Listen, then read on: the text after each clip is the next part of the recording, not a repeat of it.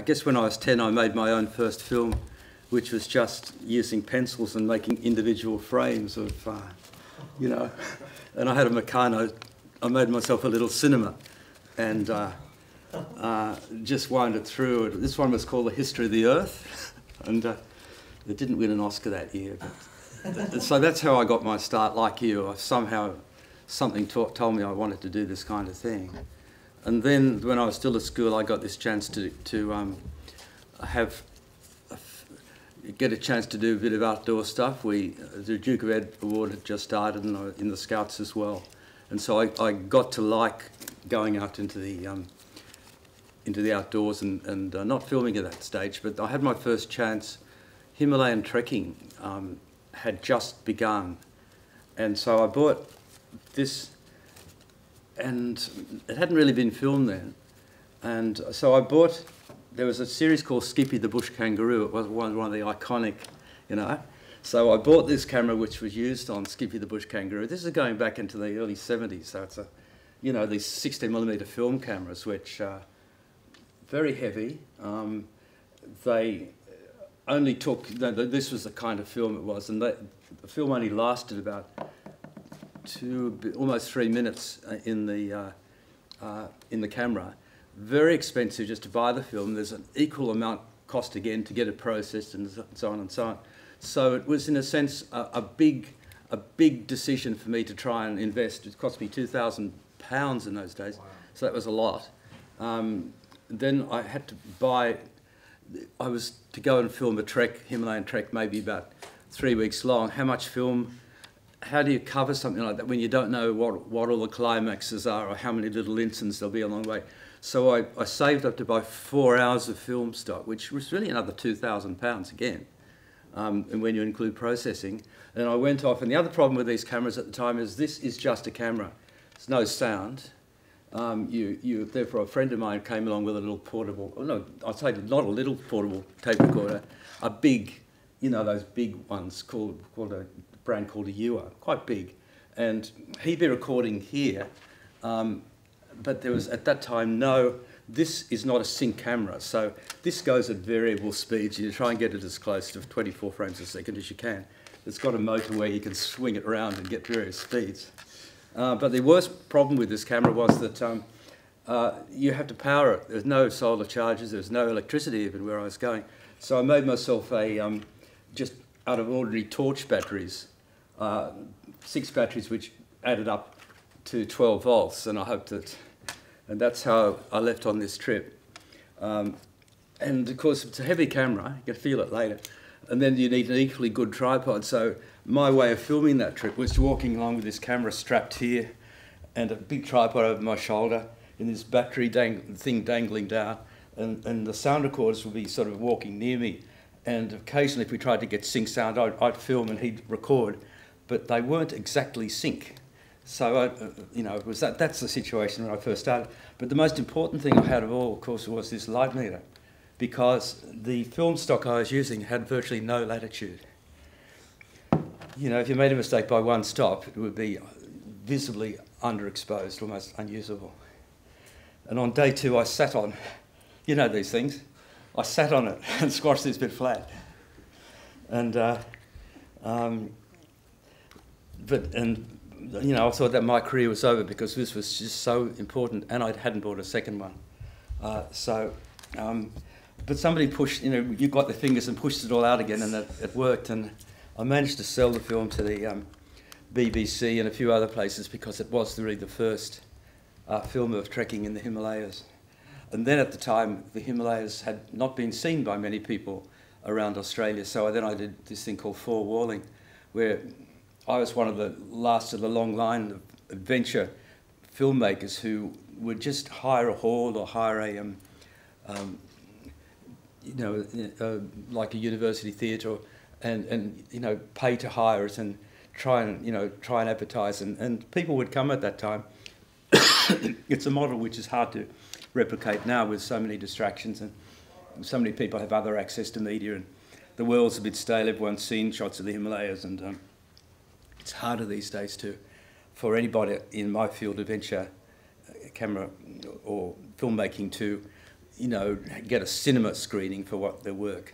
And basically, because I'd done that film, I got other kinds of jobs doing similar outdoor adventure films, and then having got sort of a name in that kind of field, it was easy to get wildlife filming jobs because I already had the big long lenses for, you know, filming mountaineering and so on.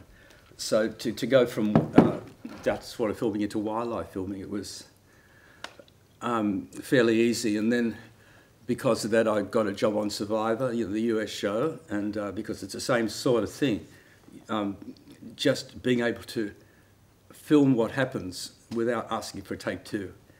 And so that's what Survivor's all about.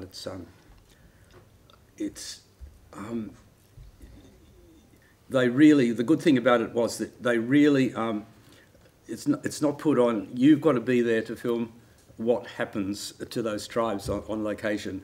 And what they normally do is they have two camera crew filming one tribe at any one time, and you're there and the other person filming is at 90 degrees to you.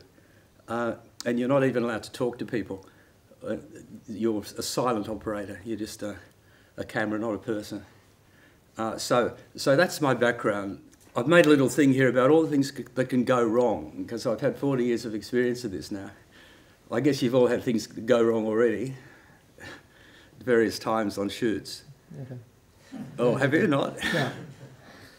Anyway, I've made a little scenario based on all my experience and also the experience of some other people. So if I can just kind of read it, because it's all... So, okay. I've called it the trip from hell. Okay, you're off on a 3-month filming trip. It has some remote locations and adventurous elements, and being cautious, you decide to take 6 cameras. You meet the rest of the crew at the airport, and at check-in, the sound recorder finds he's forgotten his passport, and it's too late to retrieve it from home. You do the right thing and spread the camera gear amongst the remaining crew to carry as hand baggage, plus all the batteries, because nowadays you are not allowed to take batteries into the hold. You've got to hand carry them. And but we've got 6 cameras, so not everyone, they can't all be carried hand. Everyone's loaded with other things, so 2 has to be checked in. You reach your destination, and one of you is refused entry because his passport has less than 6 months validity. Another holds everybody up because he forgot the instruction to bring passport photos for the visa on arrival. Collecting the baggage from the carousel goes extremely well right up until the imminent emergence of the last camera, the last item, which is one of your 6 cameras. That item never appears. And it will only appear a year later, and that's happened to me twice. You know, you check in baggage, and you think some people do lose baggage, but twice I've lost one item on a camera kit for a year. It's I don't know how it takes a year to be refined. I'm addressable on it, but the thing is, you can't assume your baggage is going to arrive. That's another reason. Anyway, now you're down to 5 cameras. That one hasn't arrived and one for a year. It's useless. Now it's time to go through customs. You'll probably find if you do overseas shoots, a lot of the countries, to get official permission is a very long and complex business. Could take 3 months. And a lot of producers, or you yourself if you're doing it as an own project, will find that do you go through official permission, or do you just try and sneak your camera gear into the country? So this producer who's been trying to get this permission hasn't quite got it, but feels that if we wing it at the airport, she'll be able to get in. So she's told the crew, don't make your equipment look like you're a film crew. Don't have pelican cases. Don't have silver boxes. But one of the crew's forgotten to do this. So they get caught, and all their stuff's caught up for 2 days, and they can't do any filming. So then, of course, the other crew got through, and they're at the hotel. They find all the adapters in the hotel, and the PowerPoints are not what they expected. I'm thinking of a country like Nepal, where most countries you go get those European adapters or American adapters, etc. But some countries you get stuck, and not enough research has been done. Anyway, so eventually all the baggage is released from the airport, and of course when you start assembling one camera, you find that it's in more bits than it was when you left Australia. And so you're down to 4 cameras. Some baggage mishandlers have been on the job. And so you started with 6. 2 days ago, now you've got 4. Then you find with one camera, you've left home a crucial adapter. Now, I think this leaving things at home business is, it's certainly happened to me. And what you first do is, when it's happened to you once, you decide, and it's a very good idea, before you go in any kind of shoot, to have a whole checklist of things you need. And so before you go, whether it's just, overseas or anywhere, just to tick them all off to make sure you've all got them with you. Anyway, this particular camera is, something's been left at home, so it for the moment can't be used. This one might have happened to you too. Often when you're filming overseas or anywhere, you might get other people to help you carry things, and like tripods. Tripods is the main one. You might get another person to carry, to help to relieve your load, and you've got to tell them, and you've got to tell them more than once to always stay behind you. Anyway, this hypothetical situation, someone's carrying your tripod and you're trying to film handheld, and this person is in front of you and always in some of the shots, and especially that it's always the best shot that they're in. It's not their fault, they're trying to help, but it's very hard for them to realise that you don't want them in their shots and they should be behind you. And then you have a rest, and this guy, you sort of maybe go into a house or something like that, and you put your camera down against a wall or something like that, and this person that's helping you puts his tripod down next to your camera, but vertically. Yeah. This one is quite a common one. The tripod falls on the camera and smashes it. That's never happened to me, but it's happened to lots of people. And so now you're down to, I think, how many cameras are we down to now? 3. Yeah, 3. You also know that the damage is so great that that camera will have to be repaired, and it's your camera, and all the money you're going to get from this shoot will be negated by the repair bill for that camera. It's just been smashed. So the next day you have to do a sequence near the water. Well, I guess you know what's going to happen. It's you know that the shot will be the closer you are to the water, the better the shot will be. And creativity again triumphs over caution, and so now you're down to 2 cameras. I think I've lost 3 cameras or been disabled by that same scenario on shoots. So yeah. Right.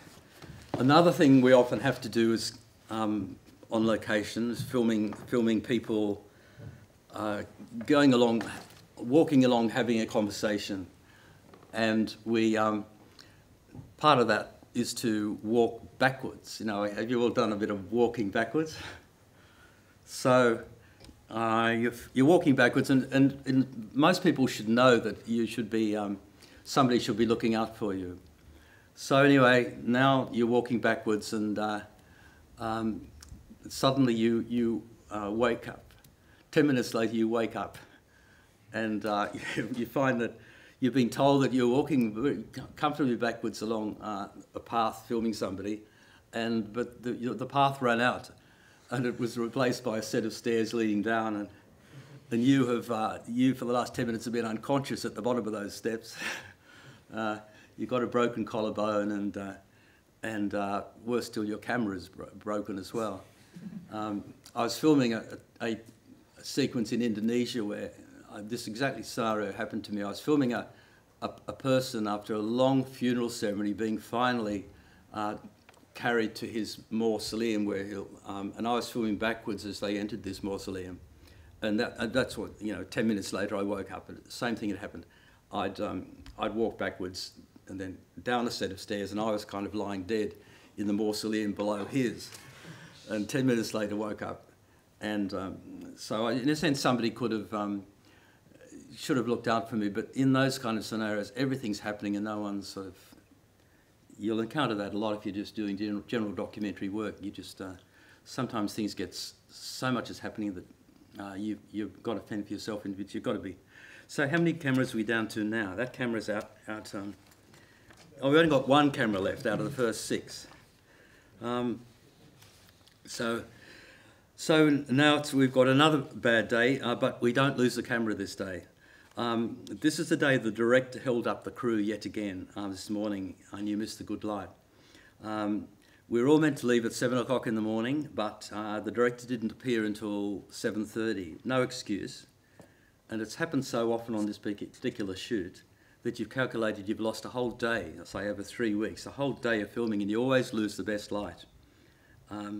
Then you didn't help either, because you were in an environment where you should have worn more sensible sort of walking shoes, but you wore open-toed shoes, and your toes stumped, got caught on a twig, and you had to spend 2 hours in hospital, and you yourself have wasted 2 hours of that day.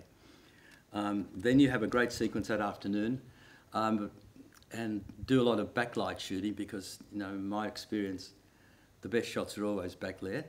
But the trouble with that is you've often you find after you look back, or even halfway through the sequence, you notice, oh God, there's a little mark on the lens.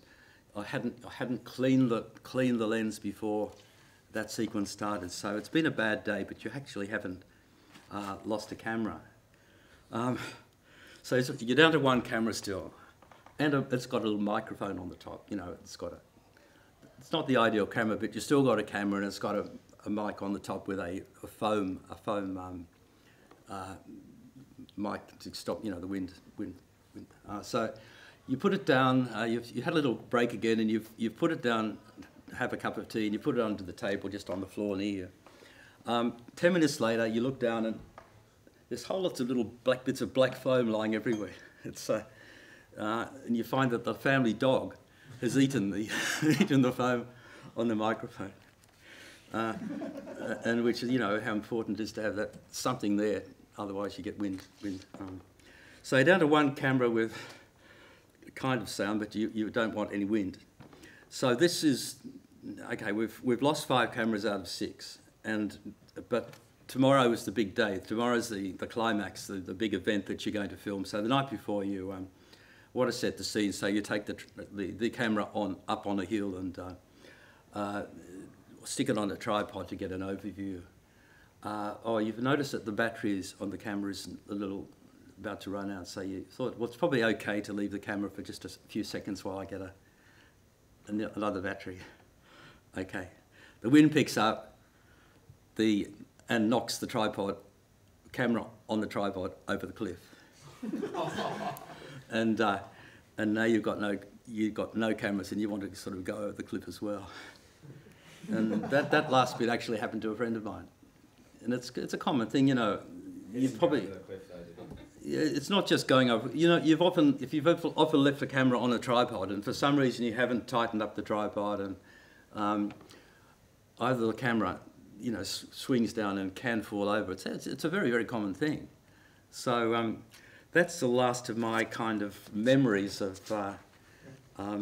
things which can go wrong. No, it was not. I like the chance to have been here, so thank you. Antarctica, we think we actually probably lost about 2 days of skiing just from shooting shots. And so it's about, I suppose, on an expedition like that, it was 90 days long. We ended up actually only coming back with about 25, 26 hours worth of footage from the ice. And so you break it down, it doesn't sound like much filming during the day, each and every day. But what we'd actually find is we'd go through bouts of filming and not. So what we'd do is if we knew that there's something coming up that we wanted to really film, we'd go up, take the time, film, shoot, and we'd shoot the shit out of it. And that was the one thing we wanted to do, shoot the shit out of it. And then once we'd done that, we'd pack up the cameras and then have to focus on the goal. of trying to ski this 2,275 kilometre distance over 3 months. So it's quite funny, we actually ended up getting back on the final day for the plane flight of the season, final plane flight of the season, so we'd actually only just sort of made it. You know, I think actually making that documentary was worth it, but if we'd probably pushed it a little bit too hard and spent 3 days worth of filming out there, then it probably would have been a completely different matter. Can I actually play that second little clip?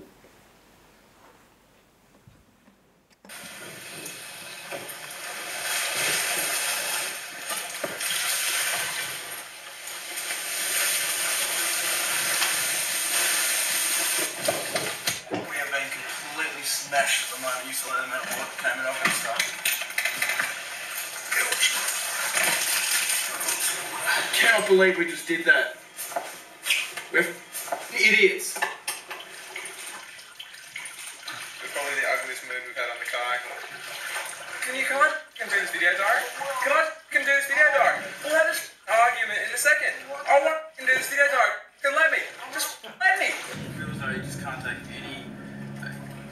any criticism. He either fights back violently. I wanted to show that little clip from our Tasman expedition for 2 reasons. The first part there was talking about expeditioning versus making a film and them completely being antagonistic.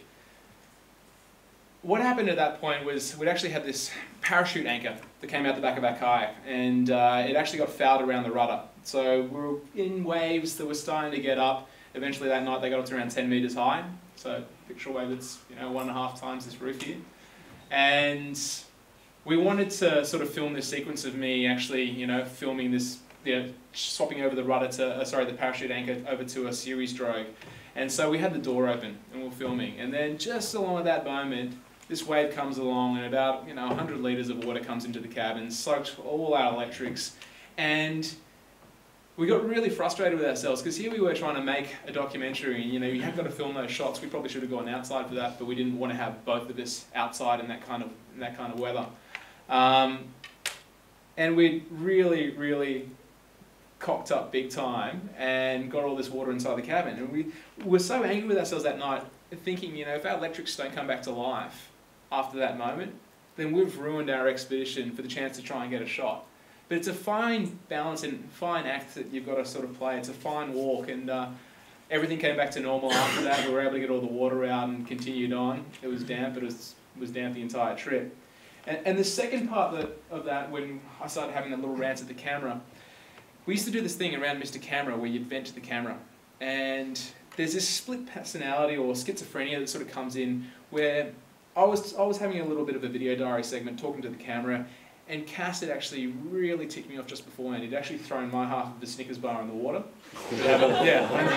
Big no-no, the guy likes to spoon. And so I was livid. But the rule was with Mr. Camera was that you're allowed to talk to it and the other person couldn't butt in.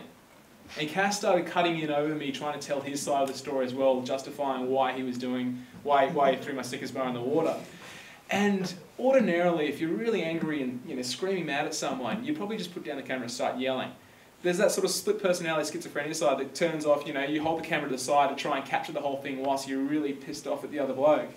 And it's something that it just comes hand in hand with trying to make a documentary about what you and your mate or what you're trying to undertake. The roles, the hats you have to juggle, I suppose, are very different and varied. I mean, you're a cinematographer, you're a sound, you're trying to fix certain issues along the way, and you're also a field producer or director out there. Down in Antarctica, we'd sit down, we'd sort of pull out the diaries and write down all these different shots that we thought we needed to get.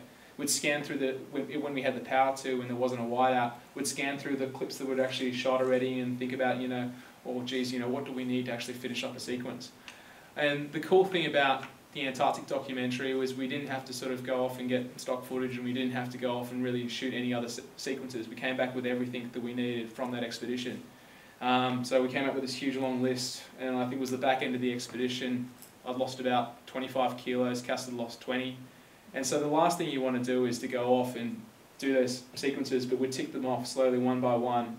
And And something that we found that was really big was, I mean, Cass and I, we're not trained in this whole thing. We're not trained to go out there and film documentaries, or, you know, we really think it's all about the content. Someone once said to us, I can't remember who it was, you know, if you can shoot something on a roll of sticky tape, as long as what you've got's good, it doesn't really matter. And I suppose we've taken that philosophy a little bit too far, and I think for the next expeditions we really want to kind of ramp up the quality of our shooting and whatnot. But yeah, so now we're working on different expeditions, and the next one I think that's calling is a desert expedition. I mean, gone somewhere cold, done something wet, now need to do something dry and hot. So currently teasing through that at the moment. But for us, you know, I think adventure's part of our DNA, and filmmaking is something that allows you to share that story with other people. It allows people to get a little bit of an insight into why we do these things, and, you know, and share that story and the passion that we have for it, and maybe that'll help someone else get on their own adventure. It's pretty cool to sort of bare your soul, and it's a nerve-wracking thing that I'm sure a lot of you know when someone first watches your work, what they think about it, and when you're blubbing on camera and you think your major sponsor should probably be Kleenex on the next expedition. It's pretty funny, or it's actually pretty inspiring to actually see an audience, you know, connect and, you know, feel that pain along with you. I mean, so that's why we love doing this now. I'll probably keep this relatively short. I want to finish up actually on the last clip. But I think, you know, have a little bit of, you got to have fun with what you do. So whether it's going out there shooting a film, doing an adventure, whatever you do, it's got to be fun.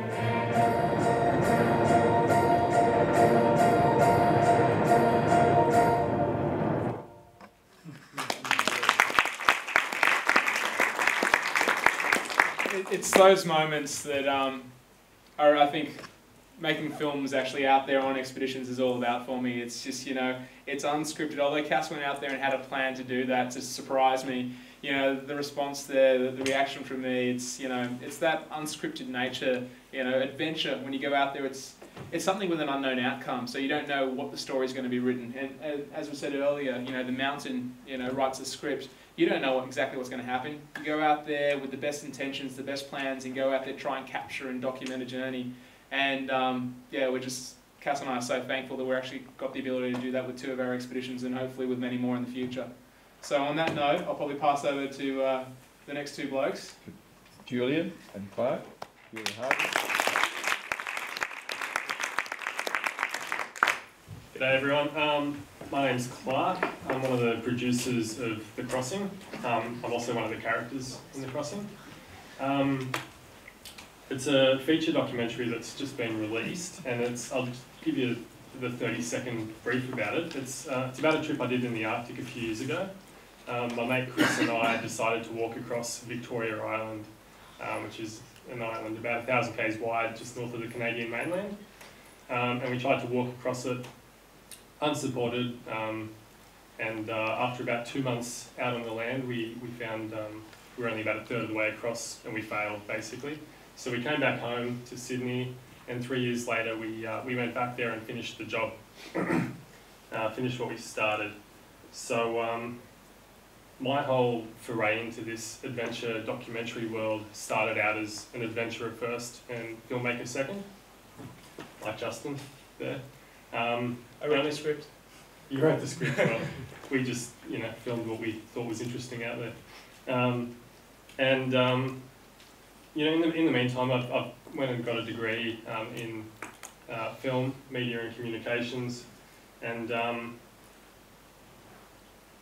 yeah, so I mean, for me, I just wanted to go out there and have an adventure, and whilst I was out there, I decided to film it and see what we came up with.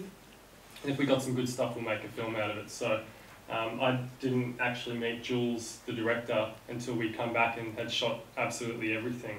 So the Crossing's actually quite an interesting film in the fact that it's mostly a post-production job. Jules didn't have any say in what we shot, which is probably quite a frustrating thing as a director. But before I pass you on to Jules, can we play the trailer for The Crossing just to give you an idea of what it's about?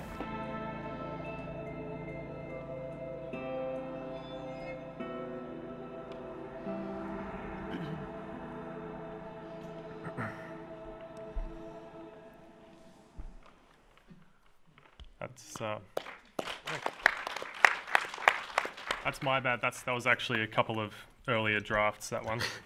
I forgot my thumb drive. Anyway, Dropbox, thank you. Yep, adventurer. Never go on an adventure with him, especially if you got to take paddles. How many adventures later? Yeah, okay, thanks. I seem to have lost a paddle on every trip I've gone on, so. Twice. Crucial trips as well, like rowing down, or kayaking down a river in PNG and things like that. Yeah. So my name's Jules. I'm producer and director of The Crossing alongside this guy. So I guess it's probably not that unusual in the adventure world, just because of the locations and the kind of trips and material you're working with, to have the director a bit more removed. In my case, I was completely removed. I actually ended up meeting Clark after the guys had come back, and we got introduced via a mutual mate, and I just got back from Antarctica a couple of months before, and these guys got back and sort of quizzed me on how you go about turning 100 hours, so what is it? It was a 2.5 week job just to watch the footage, how you turn that into a documentary. And we got chatting that through, and then eventually they sort of kind of went, look, how about you jump on board and we'll make it together. And I guess my background, so this is second film. The other stuff I'd done was The Tunnel, which was a drama film. I've done a bunch of online drama as well, and bucket loads of TV. Including some adventure stuff like climbing Kili. And kind of the funny thing with TV was the TV rating season worked beautifully with the Southern Hemisphere climbing season. So TV would finish, I'd go to the Christmas party, stock up on free beer, and hit the airport first thing in the morning, and fly to New Zealand, South America, wherever I could get to with the money I'd saved up through the year. And I did that for quite a few years. So I'd done adventures, trips down, big ones down in Antarctica and all that. So I got the guys as well. But you know, I was sort of pretty much coming to this as a filmmaker first, and then adventurer was kind of the hobby and the fun bit. And occasionally they kind of intersected. Can I just jump in? That's one of the biggest reasons why when I came back from filming these trips, and I was kind of on the hunt for someone to help me make the doco, and I met up with Jules, and I also met up with a bunch of other people to try and see who was interested in helping me make the film. The reason I went with Jules was because, I was adventurer first, filmmaker second. He was filmmaker first, adventurer second, but he actually got the adventure thing since he'd been out there and done that himself. So I felt he was really on the same page, and working with someone who wasn't there during the filming, it was pretty critical that we got on the same page pretty quickly. So that was important for me, that Jules understood the adventure side of things. Yeah, and I think, when I first saw the footage of the trip, and as you could see Billy carting down these remote Arctic slopes and weird shit like that, the cart that they'd built, all this, I've been handed tapes of other mates who have climbed Everest a couple of times over, and they've gone, here's, look at this, I did this 30 hours of me climbing Everest, or I did this Antarctic trip, or I did this, or I did that, and they were very interesting. I think a lot of the time the big Everest and those sort of mountains now really, from chatting to the TV networks with this film, it was like all they wanted to know was how many people died, where can we get to cut the promo from, like what's the bit where we can boost the drums up, and where's the drama, where's that sort of thing. And this thing was really different to all of that, and all the stuff that I'd sort of seen, which was immediately what sort of kind of drew me in and kind of, I guess, sold me on the whole thing. Yeah. And I guess the funny flip side to that is sort of touching on what some of Mike said is about funding it. It also made it incredibly difficult. So it turned into a kind of a 2-year epic to try and get the thing funded.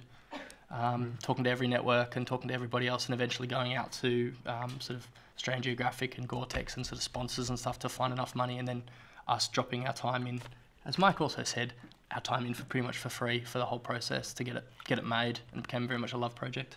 Yeah, the lucrative adventure documentary market.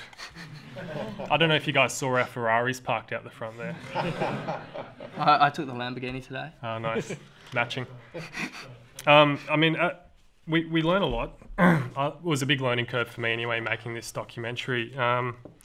One of the interesting things that I've picked up and I've since used on and told anyone who'll listen is to always film your adventure like no one's ever going to watch it. And that's really held true. I find, if you don't shoot something because you're afraid of looking like an idiot, then you can never use it. But if you film something and you end up looking like a complete dickhead, then you don't have to use it at all. So I'd rather have that option and just film everything absolutely as if no one was ever going to watch it. And I find you get more authenticity that way. It's funny as well. The guys literally did that, and the amazing thing was that there's 100 hours of footage, and there's a lot of them being dickheads in it. And pleasure. And at no point during the editing process did they actually sort of ask me to really take anything out or whatever. And there was really very little interference, which was quite amazing, given that the ethos that they went into filming it with. And I think a lot of that, as coming on board so late in the piece, was we basically spent the first sort of 3 to 6 months just chatting, as Clark said, just geeking out on adventure stuff, what we liked, what we thought about it, how we got into it, and all that sort of thing, very much on the same page. So when it came time to actually make the film, we really, they knew what I was trying to do, I knew what they wanted to try and get out of it, and it was really much on the same page. And so every time I put something in, and if you watch the film, there's shots in there where you kind of go, oh God, I wouldn't be, I'd be thinking twice about putting that in, but it was always a reason behind it, and the guys got it straight away.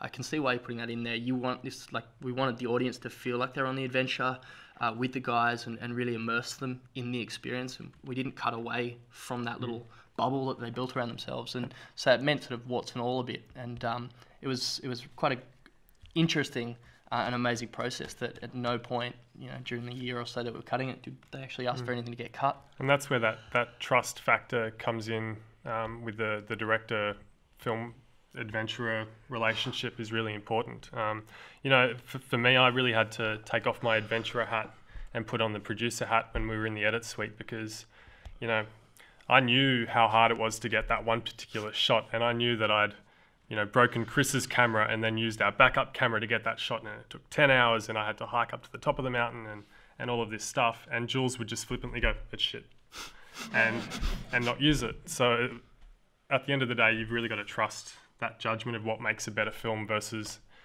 how much a particular shot means to you personally. And another interesting fact is that from the very first shot that I took of this expedition to when the film was finally finished was about 10 years. We first did our trip in 2005, so we were filming in late 2004, and it's just gotten into cinemas this last few weeks. So in 10 years, a lot changes with technology. I mean, there was no GoPros when we first went, no Google Earth even, no Google Maps. We didn't take 16mm cameras, but we took mini DV. And on our first trip, the difference with technology between the first trip and the second trip was surprisingly, it affected the style of the film. On the first trip, we took these big Sony Z1 cameras, shot on mini DV, and we put them on tripods, and they were quite big and imposing, and the shots were beautiful, and we could really set it up and get some really nice cinematic shots there. But you can't just, if something exciting happens or you're in an argument, you can't just whip out the camera and do a little selfie like this, because they're big cameras. So we found quite a lot of that footage was quite cold and removed, because you'd set up the tripod, walk back, do a little monologue to it. But on the second trip, we just took handy cams, just these little mini handy cams, and technically they weren't as good cameras, but we got much better footage out of it, because you could just whip the camera out at any moment and film very intimately and get those shots you would otherwise just never get with a bigger camera. So that was quite an insight we got from that. And I've got two. I don't think we got the time. Do we have the time? Yeah, quickly. Oh, okay, we've got two very quick shots. One is from the first day of the first trip using the big cameras, and the second clip is from the first day of the second trip using little cameras, and you'll really notice the difference in the feeling of these two shots. Oh. we're both happy. Chris and I are happy, and we're just going to take it one day at a time. Try not to aim for a distance each day. We know we're going to get broken if we try and do that. I think we're just going to have to slog it on each day, 10 hours, whatnot. So we're going to try and find a camping spot in amongst this desolate shale. So, good luck to us.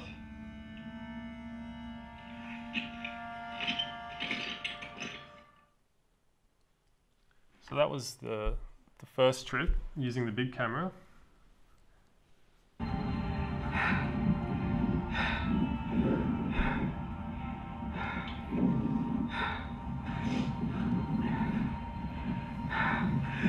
Right now, what I like to do is throw up in a little ball, throw up, and go to sleep.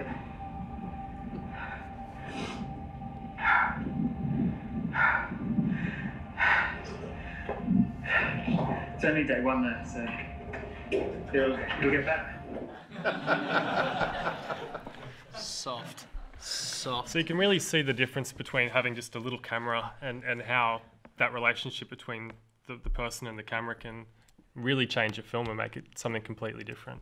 Yeah, in post, it was actually something that first trip was so well covered because with the big cameras they shot a lot of sequences, and the second trip was a lot more haphazard. But the second trip was way more engaging, so we had a lot of issues trying to find that balance between those two very distinct styles, and it literally came down to technology. We've kind of got to wrap it up. So I just guess for us and from our point now, the film's just gone out into cinemas and it's released. So it's done a Sydney run, Melbourne run, Hobart run. It's still screening down in Adelaide if anyone's really, really keen to fly down there to see it. And I guess for us, the adventure doco thing is now in the point where you try and make money off it and kind of make a business case for it, as filmmakers and trying to be filmmakers and professional filmmakers. That's a massive, massive challenge in today's market. And with the way that sort of pre-sales and all those things are going, and the fact that series seem to do better and all these sorts of things. So, but I guess there is some hope. Adventure is there's a lot of strong audiences out there for it, a lot of niche audiences, a lot of, like, my best climbing mates live in Melbourne and Adelaide. None of us ever go to the cinema together, but we share a lot of content, a lot of things. So there's a lot of online scope, and I guess for us moving forward, that's, I think, really going to be the home for adventure filmmaking. We're just sort of trying to nut it out for our next projects and what we're working on. Thank you. Thanks. Well, I always loved adventure films as a kid, and obviously Albie, we all grew up with watching it on 16mm when it was raining at school with sport. He made millions out of that, by the way. And then I got sort of pulled into the adventure doco thing in a funny way, actually, with a film called Hell Bento, which, whilst on the surface isn't an adventure documentary, certainly the journey of making a film about Japanese subculture in 1993 was a hell of an adventure. With Anna Bronowski and her brother and Andrew Sally, another filmmaker. That kind of was my first sort of broadcast producing credit, and it led to me realising, wow, you can actually get pre-sales, raise budgets, and get paid to go out on these incredible adventures. And so the next film that we did was kind of a lucky thing, because it was a film with a guy called Mick Davey, or Michael Davey, called Africa, Cape Town to Cairo. And in its day, in 1997, it was a pretty revolutionary film because it was shot entirely on the new digital DV cameras. And we made it as a 4x30 hour series, and it was we set up a theme around this adventure film, because my theory was you couldn't just make a film about a young guy travelling from Cape Town to Cairo. There had to be something bigger. You had to be on a mission. And this is something, I guess, thematically that might be of interest if you really want to make adventure films. So we came up with this idea of a fundamental question of what's the future of Africa, and we're going to explore that through the eyes of the youth by asking them what their version of heaven and hell on earth is. And that sounds complicated, but distilled down, delivered a 4x30 hour series that we made for 125 grand, that we then sold to about 32 different territories, about 150 countries, and made $750,000 out of. So you can make money out of this, and that was a great start. But it also led to something pretty funny, which was we, from that point on, were cornered as like the adventure documentary people, and no matter how hard we've tried since then to convince people that we can make political films and drama and this and that, we've made all that kind of stuff, no matter what, we always get pitched adventure films and always end up making them. So fast forward to 1999, and we did a show, we pitched this show called Little Dove, Big Voyage, and I'll just pull up a couple of photos from it. And this was where we were wanting to do a series about the politics of Indonesia in 1998-99, and we just couldn't get it across the line no matter how hard we tried, and so we kept just open these two. So we kept oops, here we go. Drag it across to that screen. Ah, it's basically okay. to the right of the screen. Here we go. This is going to be very slow. Okay, and so we were pitching away this political film, and we just couldn't. Can we get to the other photo? No? Oh, man, this is going to be hard. So we, here we go. Try this. Here we go. So we then stumbled across this ship. That was a reenactment ship that was about 100 feet long, and it was about to do this trip all through Indonesia, and it was one of those classic things, and this comes back to the whole notion of sponsors, and I like Michael's story of, Kerry Packer and Dick Smith coming in, and then we heard about, what was the guy that, Birtles, with Ford Motor Company. Well, it turned out this ship had in part been sponsored and been built by Kerry Stokes. We worked out he owned a television network, so we rang him up, we pitched it, and he gave us a pre-sale, and that got us away eventually with ZDF, Channel 7, stitched some money together. But also what was important about this film was I ended up spending 3 months on this ship, and I realised, wow, 3 months travelling through Indonesia, that's going to be really interesting, history of Indonesia, big adventure, reenactment of the first landing in Australia by Western people in 1606, first contact, there was lots of good stuff. But man, 3 months at sea, it's a long time to be there to make an hour of television. So I came up with this idea of making a 30-part web series.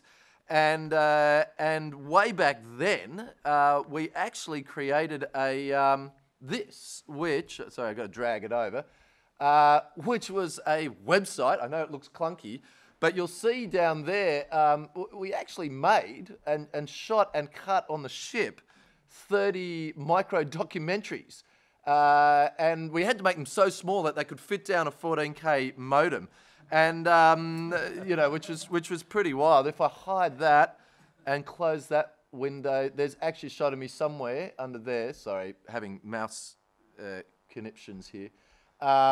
There's me on this ship, day and night with our crew, shooting, cutting, and delivering on the first portable Final Cut Pro non-linear edit system at sea. And we squeezed these things down and delivered them and ended up making a narrowband and broadband website and, incredibly, a DVD. Now, you may all think this is like DVD's dead, but at the time it didn't exist. It was VHS, so a DVD allowed you to then put all those webisodes we made, we leveraged the assets across, and this formed the basis of what led to a master's that I did, and eventually a book called Hands On, A Guide to Production and Technology in Film, TV and New Media that you can find in the library. And it was about basically the idea of not just making a TV show, but exploring the new platforms that were emerging. Let's fast forward, because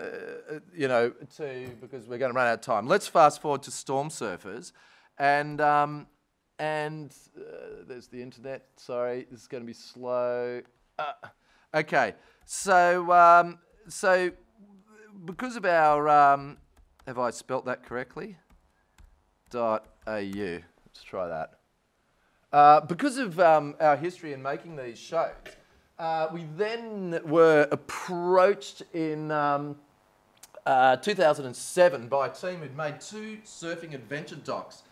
And Chris Neelius and Justin McMillan had been working with Ross Clark-Jones, who's a big wave tow surfer, and Tom Carroll, who's twice world champion. And they'd made these 2 films, both entirely sponsored, in one case by Quicksilver and the other by Red Bull.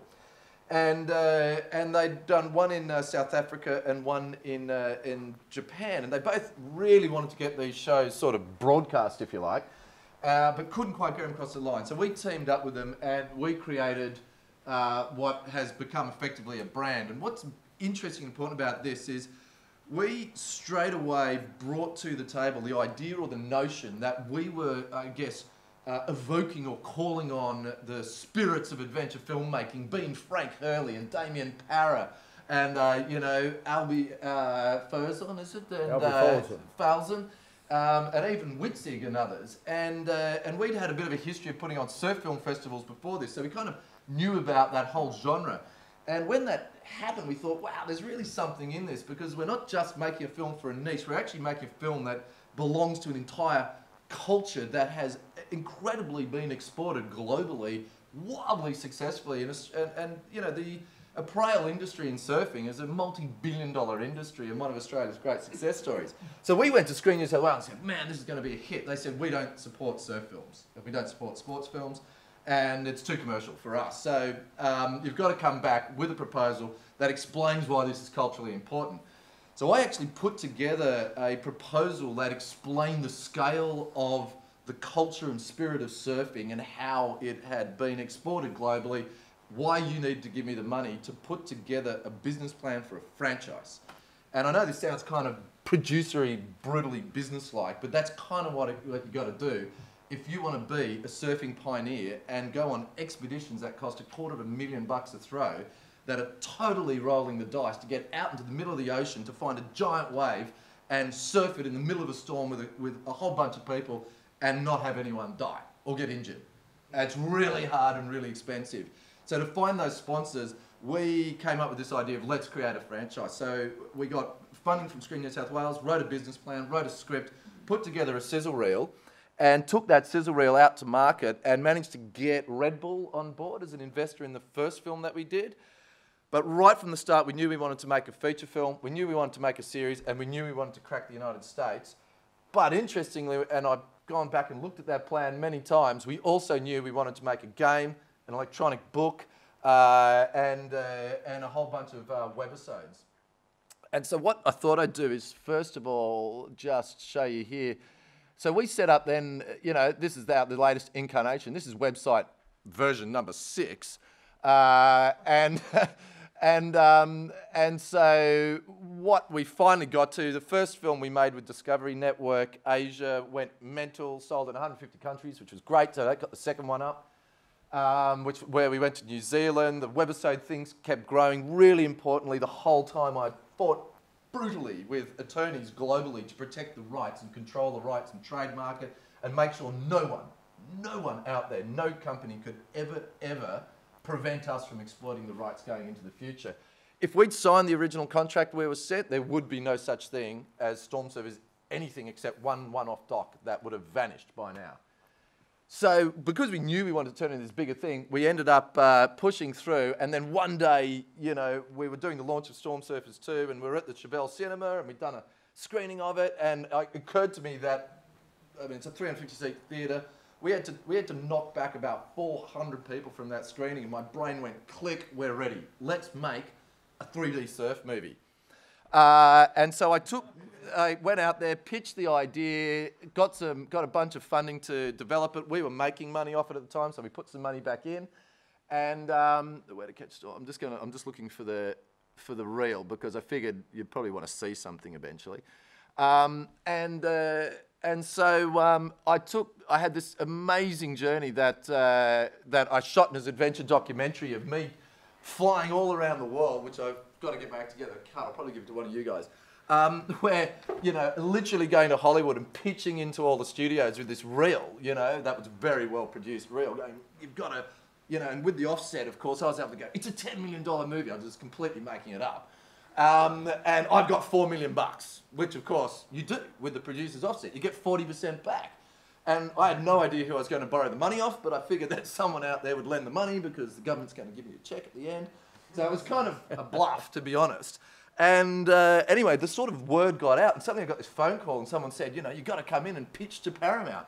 So I put together this, like, you know, presentation, went in, pitched, got a letter out of them, and that was crucial. I had a letter of intent and took that to market, and eventually snagged a big one when I cold called a new 3D TV network in the US, pitched to them at MIP TV in Cannes. They said, come to LA, pitch it to us. So I walked into the meeting, the guy said, yeah, you know what people are like. Yeah, actually, you know, I kind of lived in America, in Australia for 6 months. I love that place. You guys are great. I go, okay, so anyway, the film's about this. You're greenlit. I go, yeah, well, anyway, the film's, he goes, brother, let's just go drink beer. You're greenlit. I go, great, how much? He says, 1.2 million bucks. I just couldn't believe it. It was like the biggest pre-sale you could ever imagine. Took that back home and then just sort of built the show up from there. Making a 3D show, you know, is exceedingly difficult. But anyway, should we watch the reel? Should we want to see what we ended up with as a trailer for the movie? Cool. So look, you know, the face. Oh no, it's not going to go into the right Facebook, is it? Okay. You can look it up on your phones right now. So, you know, look, just by the way, that trailer, solid state, if you want to get an awesome pitch reel or trailer done, call them. They're the only guys. That thing got 500,000 views as a trailer, which is just spectacular. I'll just give you some quick stats. The thing is, we started from the beginning with this notion. We do it with every film. You've got a primary property, and with that primary property, you look for a story that is the most adaptable story possible across as many platforms as you can. And of course, with anything like that, you're always going to come down to those sort of fundamental, I suppose, you know, narrative concepts. And in this case, it's in the film, we were able to derive from it a really great thing, which was about friendship and about the idea of continuing to push the limits in life, even though you're 50 years of age. So it was a really inspiring story and ultimately highly adaptable. The 4-part series, the film screening tonight is the 14th, no, 15th, tomorrow night in Brazil, in Rio de Janeiro, to 2,500 people in an outdoor theatre. And I think just some quick stats, our Facebook, critical to the whole thing. We've got 26, I thought we had 22,000, but I went online, we've got 26,000 fans now. I got an email 2 days ago and it said, you know, iTunes, you know, your next episode of House of Cards is available, and by the way, you should click on this button about Storm Surfers. So I clicked it and discovered that we'd had 38,000 downloads of the game. And then I went, geez, that's a lot. So I clicked the next button and went, and by the way, you've made $5,000 off it. So that was kind of cool, but you won't get rich off games easily. But I suppose then, just in summary, one of the things with adventure docs that we always think with it, and as soon as we get pitched anything, is what is the bigger philosophical or political or personal story? Because A to B is really important, but I need to know and I want to learn something else, because there's not a lot of places left on earth to get from to. And so I guess, you know, in ours with the TV show, we brought in pop science with the TV show, and in the film we ultimately did a biography. I know we've run out of time and we want to get to questions, but I figure also I have, and I'm spruiking, actually written a whole book about how we do these called Hands On, that Evelyn Saunders, who also teaches at the film school, is the co-writer of. And it's got a really in-depth case study of not just Storm Surfers, but a bunch of other films. And, you know, for anyone here who's a student or professional, you might find it interesting. And I'm also, you can buy them for 20 bucks cash afterwards so I can go get dinner.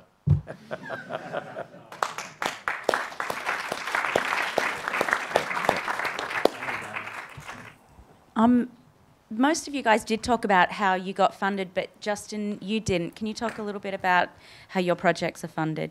We approached it really looking for funding for the expeditions. The Antarctic trip and building that kayak and everything that went into it. Both projects are around the sort of vicinity around $300,000 to $400,000. Our plane flights to Antarctica alone, there and back, not first class, were $160K US. You budgeting for the expedition? Budget for the expedition. Well, actually, budget for the expedition, and then we made the documentaries work after that. So the number one priority was actually go out there and do the expedition. Without the expedition, there was no documentary. So just at least get something in the can, film it, and then on the back end of that, we were able to get we worked out how to make documentaries very, very low budget, and it meant that we actually had a lot of control, and we were able to sort of sit through the whole process and work on that with the editors directly, do the rough compiles. But yeah, it's annoying not having that sort of funding beforehand, because once you've got it in a can, it's so much harder to retrospectively go back and get stuff from other people. I think that's actually quite significant.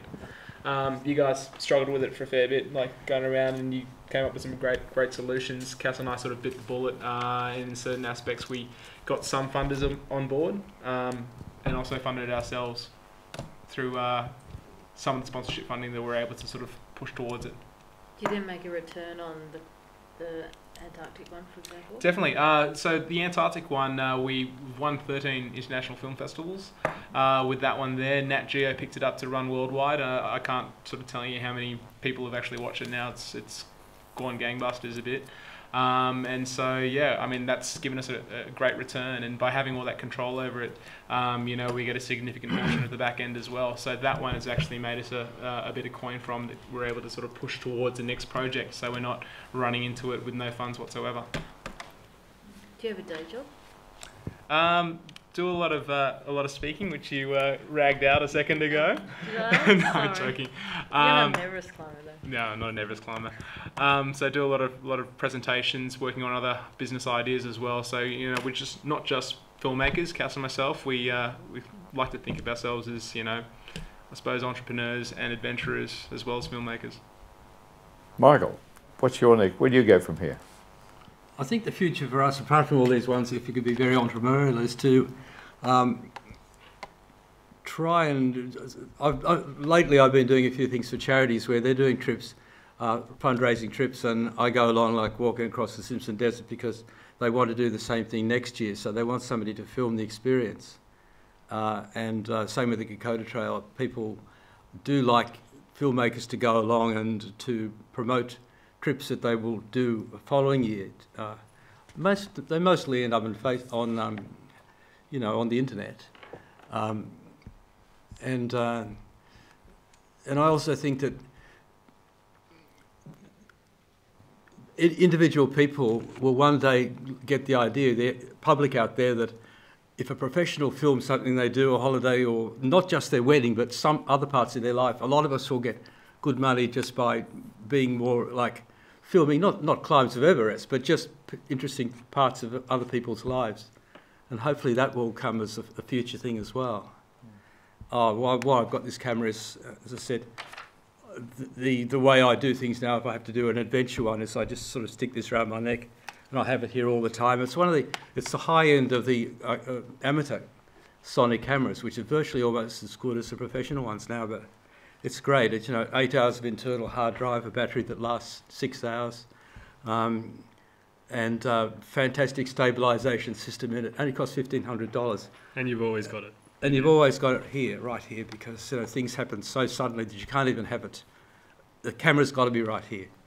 We trained two of our Sherpas to use one of those. Yeah. Well, we gave them to them, and some of our best footage was from in and around the avalanches from those cameras. Yeah, it would have been the same one you took on your second trip, this sort of thing. Yeah, and there's that rule as well,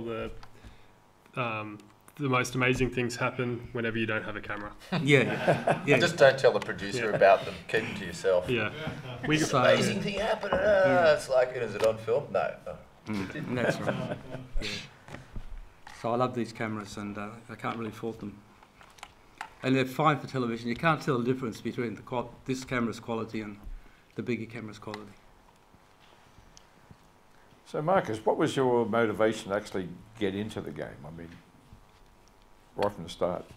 Because I saw what you did with Scorch, and I was very interested in how you got into this multi-platform early, that everyone's been talking about, but no one can really understand it, or nobody wants to understand it until somebody actually does it. Yeah.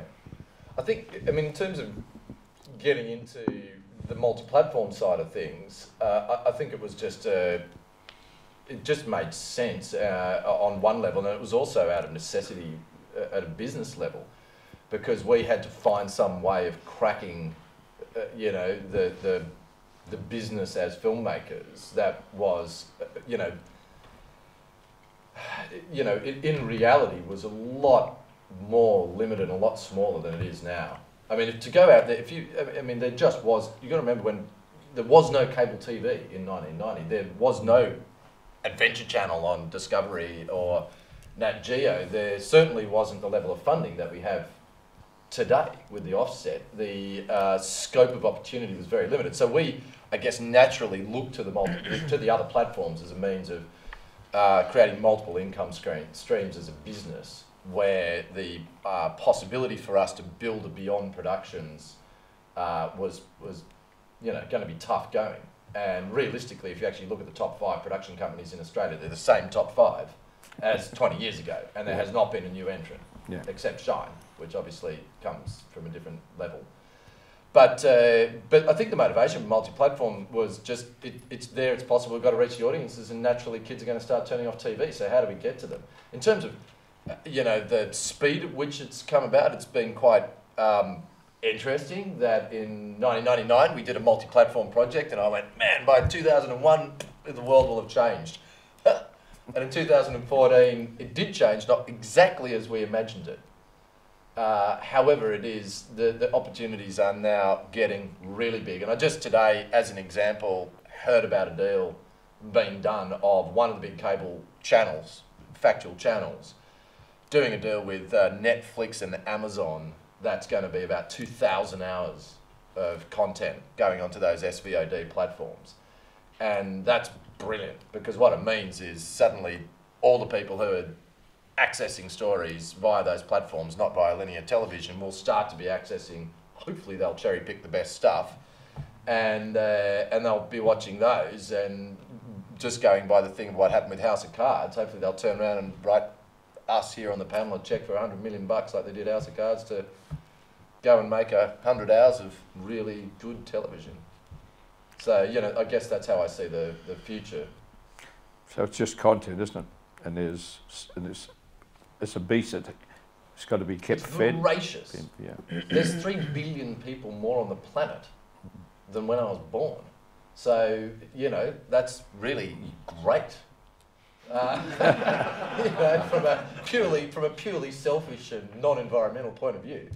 That audience and the audience that can access television content now is vast. But what I suppose I made as a note when everyone was talking was just how adventure filmmaking, hasn't died. It's grown. It's bigger than ever, and the access to technology has just transformed the ability for people to make shows and bubble up like we did from DV on $125,000 to making a $6.5 million show. It was, and that journey is still an entirely possible path today. That that I guess I wouldn't have guessed 10 years ago. I would have thought it kind of might have just petered out and it'd all be game shows, but it's not. So Clark, what's your next sort of move? Is like a different change or a different for you just done a film into the cinemas. Where are you looking at next for your next one? Where do you see your market at? Well, I mean, as you were saying, there's always an appetite for content, and people are always interested in adventure, and it's just a matter of reaching them where they want to view it. And I think building an audience, a niche audience, and almost a franchise, I think, and being able to directly reach them rather than the old way where you sell it to a TV channel and they kind of broadcast it. You can just kind of skip out the middleman and just pinpoint the people who want to see that. So I think building audiences and having the ability to maintain those audiences is a really big thing. I think the opportunities now with technology, I mean, the first feature film I did, not in the adventure world, we released online for free, and we built up an audience of, gone past 12 million now. We made the film for less than 50 grand in cash and spent less releasing it. And you can, with the new technology and online, you can get out to lots and lots of people, and you can also build audiences and actually communicate direct with them. So, if you make a film for 50 grand, sell it for $1, which we didn't, stupidly, and reach 12 million people, then suddenly that's a really good business plan. So I think that I'm not sure VOD, I think we're still in this transition between the older system and VOD, and people just basically sort of switching off TV and starting to look for their TV or whatever in the online space. But if you can sort of work out how that's going to happen and then sort of build an audience and a niche audience, you know, if you're talking global, not just territory based anymore, is huge. So if you can go, I'm going to really own this space like you guys have done so successfully with surfing, is just go, we're going to own this space, and that's a huge audience. That might be, you know, what, 200, 300, 400 million people worldwide who are into surfing. That's a huge audience. And but the big companies quite often write off and go, it's just a niche audience, it's small, it's not kind of the big thing. So I think there's something in that, and I think that's the future. And I think with Adventure Doc and all that, if you start looking at it that way, and building up an audience over time, Warren Miller's done it, a lot of these guys are doing it. But Julian, would you keep doing like something more like with the kayak part of it? Because that's big, but it's not. It could be a lot bigger if you're giving more like adventures to go down different rivers and things like that, and like, you know, down the Amazon or whatever. You know, it's like surfing. If you're starting off with Paul Witzig and all that to get to 3D, you can see there's a growth there. So, and the same as what we laughed at, you know, the Leyland brothers, but they had a niche audience, families. And the guy across the road, he said, Saturday, I used to race home and get ready to go and see it. So, you know, they had an audience. So if you're doing kayaking, and I think it's, you could actually drag more into the actual sport if you actually, you know, expanded on the in kayaking. Well, I mean, my background is climbing in the adventure world and all that's the thing, and that's like huge all around the world. So, I mean, I'm not sort of advocating any particular one. It's the idea has to be right for it. But I think if adventure is a genre, I think. And there's a lot of little areas within that where you can really carve out a space for yourself. And if you make good content and you are able to communicate that with an audience, and by communicate I mean more than just the film, build up, talk to them on a daily basis, use Facebook, use Twitter, all those things, create webisodes, lots of different content, ebooks. It's all really easily done, really low cost. Then you can break it out. You know, if you want to target a really, really small niche world, then, you know, you've just got to, your budgets will just need to make sense to that. And, you know, if you target something like surfing with a bigger audience, then your budgets can grow up and get bigger. So I think, you know, that's the kind of, I think as a producer moving forward, that's kind of the play. And you, Julian? Justin, sorry. With yeah, look, how you're thinking the next as you go on. Yeah, look, the international audience is you know, with technology and where it's going, I'm going to sort of echo similar things to what's already been said. I mean, like, it's penetration to all those different people that's, you know, you're going to get your most bang for your buck, and the power of the masses. That's where it is. So what are we looking at? Obviously, we want to go out there and do these big expeditions, but to be able to share it globally, you know, with more audiences, so people interact and can sort of get that feedback and feel like it's a touch point to actually go onto your website and you get feedback from us on the expedition. I mean, I think on our initial expedition in the Tasman, we had 1.6 million hits on our website. We crashed a server over in the US, I think, that was hosting our site, because we had 10,000 hits a minute when we actually landed over in New Zealand. And if you can go out there and sort of get the media, garner them, get them on board as you're going out there and on doing these expeditions, then there's no reason why you can't actually go out there and bring it into a commercial angle as well. We weren't kind of prepared for that reception that we had actually after that first expedition. You know, we didn't even have passports. Oh no, we had passports, we didn't have shoes when we sort of got over New Zealand, so we weren't really ready for it whatsoever. But I think if you do it right, you can sort of make a decent living and a decent impact off it. And lastly, Jan, are you sticking with the more human element of your stories now? Like you're going with like Sherpa and things like that? Yeah. And like actually what you did earlier with Solo and that. Yeah, I mean, another great example of how just getting the moment, a lot of the most powerful stuff in that film was shot on a stills camera, just on the video thing. For me, I don't know what's next. You know, I just kind of keep, if a project comes in and it's something that appeals to me, I kind of go with it. And I don't look for adventure films per se, but you kind of get a name for doing certain things, and like Marcus, you just I can't run away from it fast enough. And I have little kids now, and that's kind of hard. It's not a great life. I've just spent 7 weeks away, and it was supposed to be 8 to 10. You know, it's kind of not ideal in family life. I don't know if anyone else is.